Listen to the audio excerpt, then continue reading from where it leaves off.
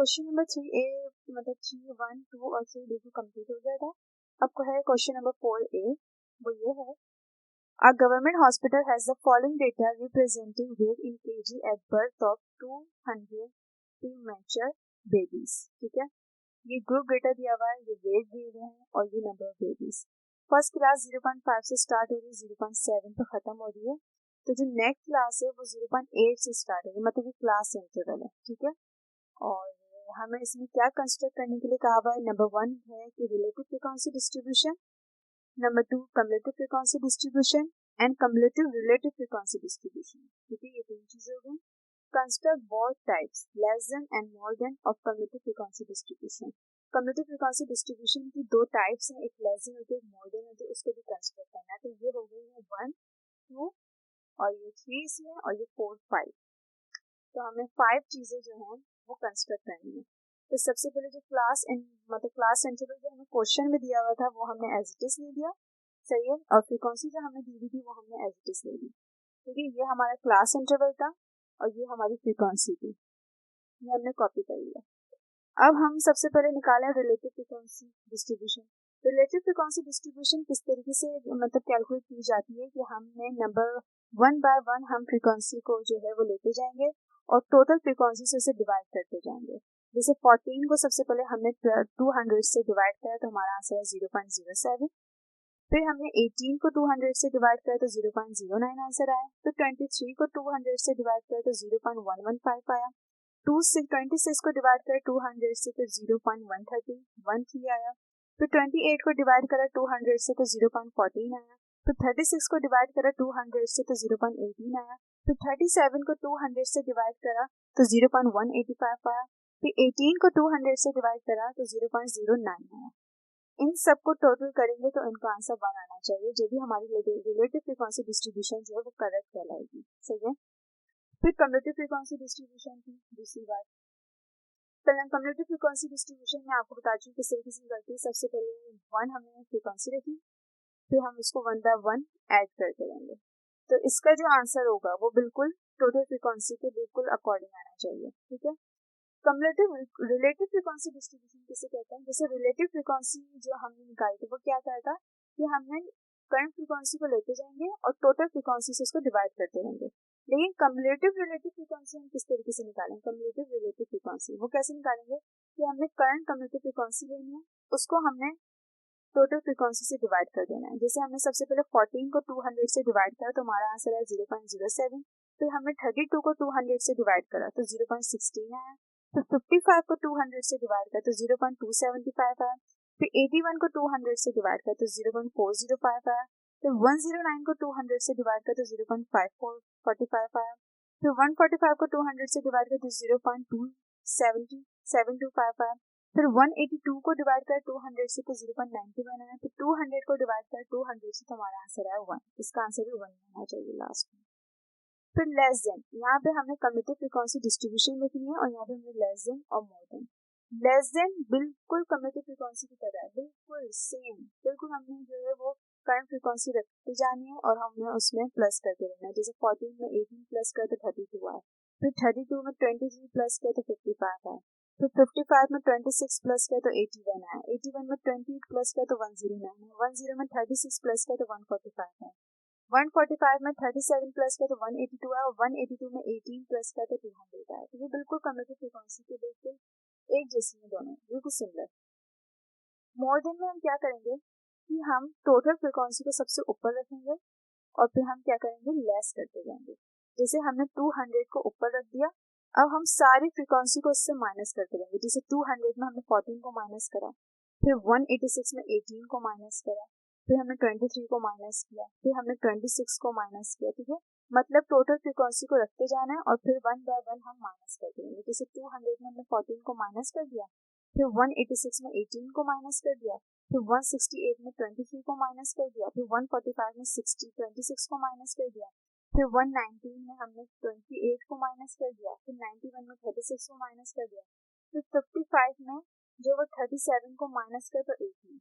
More than में क्या होता है कि जो जैसे यहाँ पर 18 आ रहा है, फिर हमने मोर देन निकाली तो उसका आंसर यहाँ पे सेम आना चाहिए। ये एक जो है बिल्कुल ये प्रूफ की तरह है कि जैसे रिलेटिव फ्रीक्वेंसी निकालेंगे तो उसका आंसर 1 आना चाहिए, कम्युलेटिव फ्रीक्वेंसी निकालेंगे तो उसका आंसर जो लास्ट आएगा वो बिल्कुल टोटल फ्रीक्वेंसी के बिल्कुल अकॉर्डिंग हो। कम्युलेटिव रिलेटिव फ्रीक्वेंसी निकालेंगे तो उसका आंसर भी 1 आना चाहिए लास्ट में। लेस देन बिल्कुल कम्युलेटिव की तरह है तो बिल्कुल उसका भी आंसर 200 आया, तो यहाँ पे भी टोटल फ्रीक्वेंसी के अकॉर्डिंग होना चाहिए, ठीक है। मोर देन का आंसर किस तरीके से आएगा, जैसे यहाँ पे लास्ट फ्रीक्वेंसी 18 है तो मोर देन की जो लास्ट होगी वो 18 ही होगी, ठीक है, मतलब बिल्कुल इसके अकॉर्डिंग। यहाँ पे अगर 17 होता तो यहाँ पे भी 17 आना चाहिए था। लास्ट फ्रीक्वेंसी 18 है तो मोर देन की जो लास्ट क्लास है हमारी 18 होगी।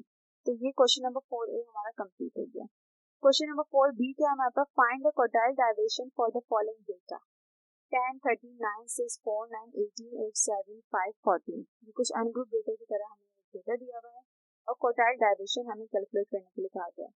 तो सबसे पहले क्या करेंगे, अनग्रुप डेटा से क्वार्टाइल डायवर्शन किस तरीके से निकालेंगे। अच्छा, क्वार्टाइल डायवर्शन का सबसे पहले मैं फॉर्मूला आप लोगों को बता दूं।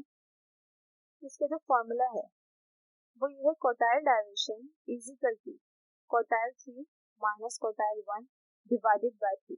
मतलब इस फॉर्मूले के लिए हमें क्वार्टाइल 3 चाहिए और क्वार्टाइल 1 चाहिए, तो इसलिए ये अनग्रुप डेटा है, इससे हम क्वार्टाइल 3 कैलकुलेट करेंगे, फिर क्वार्टाइल 1 कैलकुलेट करेंगे, फिर जाके हम क्वार्टाइल डायवर्शन पे जाएंगे। तो हमने क्या करा, सबसे पहले एज इट इज ये उतार दिया हमने सारे नंबर्स। सबसे पहले फिर हमने डेटा को अरेंज करा, तो सबसे पहले ये हमने अरेंज कर दिया, मतलब तरतीब से हमने इसको लिख दिया। 4 लिखा, फिर 5, फिर 6, फिर 7, फिर 8, 9 2 टाइम, फिर 9 2 टाइम लिखा, 10, फिर 13, 14, 18। इसको हमने तरतीब से लिख दिया।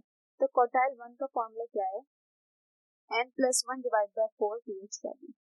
तो n मतलब इनकी क्वांटिटी क्या है, 11 क्वांटिटी है, +1 डिवाइड बाय 4 ये pH वैल्यू। तो 11 + 4 12 और डिवाइड बाय 4, 4 1 4, 4 6 12, 4 3 12, 4 1 4, 4 3 12। तो क्वार्टाइल 1 थर्ड वैल्यू। अब क्वार्टाइल 1 का जो आंसर, क्वार्टाइल 1 का यहाँ पे हमें सिर्फ वैल्यू पता लगेगी, तो क्वार्टाइल 1 की जो वैल्यू है वो है थर्ड वैल्यू, तो हम इधर देखेंगे। तो यहाँ पे जो 1 2 3 थर्ड वैल्यू हमारा 6 है, तो क्वार्टाइल 1 हमारा 6 हो गया, सही है। इस तरीके से क्वार्टाइल 3, क्वार्टाइल 3 में क्या होगा, फॉर्मूला एज इट इज यही लगेगा, बट इस फॉर्मूला मतलब जो ब्रैकेट है ना इससे पहले हम 3 लगा देंगे, ठीक है। तो क्वार्टाइल 3 जब हमने यहाँ पे लिखा है, क्वार्टाइल 3 जब हम कैलकुलेट करें तो फॉर्मूला तो एज इट इज हमने वही लिखा है जो क्वार्टाइल 1 में था, बस यहाँ पे क्या था, ब्रैकेट से पहले हमने 3 लगा दिया। तो इसी तरीके से 3 बिल्कुल एज इट इज चलता रहेगा, यहाँ पे 3 लिखा, एन 11 था, +1 4 नीचे लिख दिया pH वैल्यू, और ये 12 और ये 4 आ गया, 11 में प्लस कर 1 तो 12 आ गया, ये 4 एज इट इज आ गया, 3 ब्रैकेट के बाहर ही था pH वैल्यू, 3 12 36, 4 नीचे आ गया, 4 1 4 और 4 9 36। तो इसकी वैल्यू चाहिए वो 9, तो 9 वैल्यू देख लेते हैं, 1 2 3 4 5 6 7 8 9, तो 9th वैल्यू जो है हमारी 13, तो ये क्वार्टाइल 3 हमारा हुआ 13। अब हमारे पास क्वार्टाइल 1 भी आ गया और हमारे पास क्वार्टाइल 3 भी आ गया। तो क्वार्टाइल डायवर्शन का फॉर्मूला हमने अप्लाई किया, quartile diversion is equal to quartile 3 हमारे पास 13 था, ये है क्वार्टाइल डायवर्शन का फॉर्मूला। तो quartile 3 minus quartile 1 divide by 2, quartile diversion, quartile 3 हमारे पास 13 थी और क्वार्टाइल 1 जो था हमारे पास 6 था, और 2 ऐसी एज इट इज ऐसी हो गया, और 13 में हमने माइनस करा 6 तो डिवाइड बाय 2, और 13 में 6 गया तो 7 बचा, 2 एज इट इज आ गया। क्वार्टाइल डायवर्शन हमारे पास 3.55। अभी सी, तो ये क्वेश्चन नंबर जो बी था ये हो गया कंप्लीट। अनग्रुप डेटा से क्वार्टाइल डायवर्शन इस तरीके से निकलती है। अभी सी जो वो है, find the quartile deviation for the following data. Previous question जो था वो अनग्रुप डेटा था, अब हमें ग्रुप डेटा दिया गया है, ठीक है। तो क्वार्टाइल डायवर्शन का जो फॉर्मूला था वो तो एज इट इज वैसे ही रहेगा कि quartile 3 minus quartile 1 divide by 2, लेकिन क्वार्टाइल 3 और क्वार्टाइल 1 जो हमें नीड है वो अब हम ग्रुप डेटा के अकॉर्डिंग निकालेंगे। तो ये हमें ग्रुप डेटा दिया हुआ है, ये age in years and number of women. तो ये हमें जो क्लास बाउंड्रीज दी हुई है, अगर ये फर्स्ट क्लास जो 20 पे एंड हो रही है तो सेकंड क्लास वहीं से स्टार्ट हो रही है, तो ये क्लास बाउंड्री से हमने कॉपी कर ली, ये फ्रीक्वेंसी थी हमने कॉपी कर ली, और इसके लिए बस कम्युलेटिव फ्रीक्वेंसी निकालेंगे। कम्युलेटिव फ्रीक्वेंसी मुझे आप लोगों को पता है किस तरीके से निकलेगी, प्रीवियस क्वेश्चन में आप लोगों को बता चुकी हूँ। तो ये आपने कम्युलेटिव फ्रीक्वेंसी निकाल लेनी है, ठीक है, फ्रीक्वेंसी को टोटल भी कर देना है, ठीक है। अब क्वार्टाइल 1 किस तरीके से निकालेंगे। अच्छा, ये जो क्वार्टाइल है ना ये बिल्कुल मीडियन की तरह है, जैसे मीडियन का फॉर्मूला अप्लाई होता है ना, बिल्कुल उसी तरीके की तरह है। तो क्वार्टाइल 1 का अगर ग्रुप डेटा के अकॉर्डिंग हम निकालें तो इसका फॉर्मूला क्या होगा, L + HF summation F divide by 4 minus cumulative frequency. ठीक है, बिल्कुल मीडियन की तरह फॉर्मूला, बस यहाँ पे 2 आता है मीडियन में, तो हम यहाँ पे 4 लिखेंगे। ठीक है, तो हमें इसी तरीके से समेशन f डिवाइड बाय 4 पहले ही सॉल्व कर लेना। Since summation f divide by 4 value पता लगेगी हमें, समेशन f जो था हमारा 150 था, 4 ऐसे लिखा, इसको हमने डिवाइड किया तो हमारे पास 37.5 वैल्यू आई। तो अगर देखा जाए कम्युलेटिव फ्रीक्वेंसी में इसको सर्च करेंगे तो 20 में तो 37.5 नहीं आता, 45 में 37.5 आता है। तो ये हमारी जो हो गई वो क्वार्टाइल 1 क्लास है, ये हमें देखी। ठीक है, ये क्वार्टाइल 1 का जो फॉर्मूला हमने अप्लाई किया है, इसमें हम जो वैल्यूज पुट करेंगे वो इस वाली क्लास में से हम लेंगे, क्योंकि ये क्वार्टाइल 1 क्लास है हमारी। ठीक है, अब हम वैल्यूज पुट करेंगे, quartile 1 is equal to L, तो इसी की लोअर बाउंड्रीज लेंगे हम 20, तो 20 ले लिया। विथ बिल्कुल मैक्सिमम को मिनिमम से माइनस कर देंगे, डिवाइड कर देंगे नंबर ऑफ क्लास से, तो हमें विथ पता चल जाएगा, यहाँ पे डिवाइड 4। और फ्रीक्वेंसी, इसकी जो फ्रीक्वेंसी थी वो 25 थी, हमने 25 ले ली। समेशन f डिवाइड बाय 4 हमारे पास 37.5 आया था, हमने ये ले लिया। सही है, और माइनस कम्युलेटिव फ्रीक्वेंसी, बिल्कुल जैसे क्वार्टाइल 1 क्लास ये थी ना, तो उसकी ऊपर वाली कम्युलेटिव फ्रीक्वेंसी लेंगे, तो कम्युलेटिव फ्रीक्वेंसी हमने 20 कंसीडर करी। ठीक है, अब हम क्या करेंगे, ब्रैकेट क्लोज करेंगे,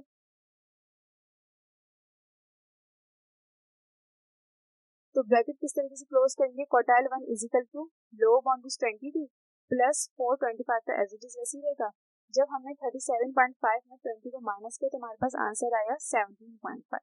ठीक है, quartile 1 is equal to 20 plus 4 को इससे मल्टीप्लाई किया तो हमारे पास 70 आया, 25 एज इट इज ऐसे आया। Quartile 1 is equal to 20 plus 70 को डिवाइड करें 25 से, तो हमारे पास आंसर है 2.8।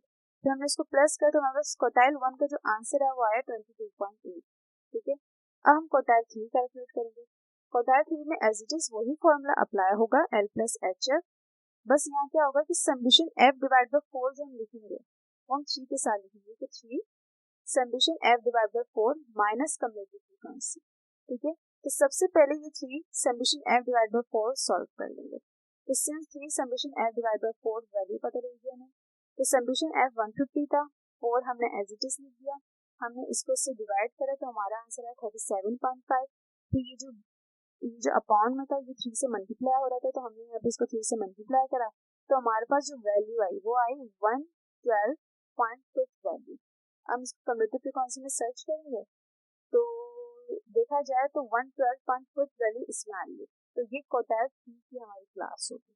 सही है, तो क्वार्टाइल 3 इसकी लोअर बाउंड्रीज 28 थी, हमने 28 ले ली, विथ वही रहेगी 4।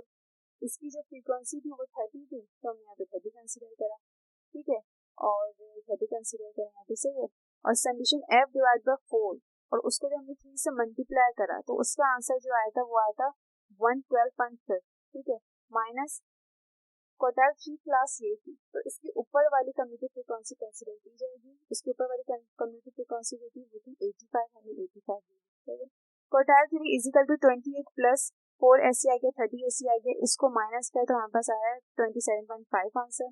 क्वार्टाइल 3 28 प्लस 4 को इससे मल्टीप्लाई करें तो हमारा आंसर 110 और 30 ऐसे आ गया।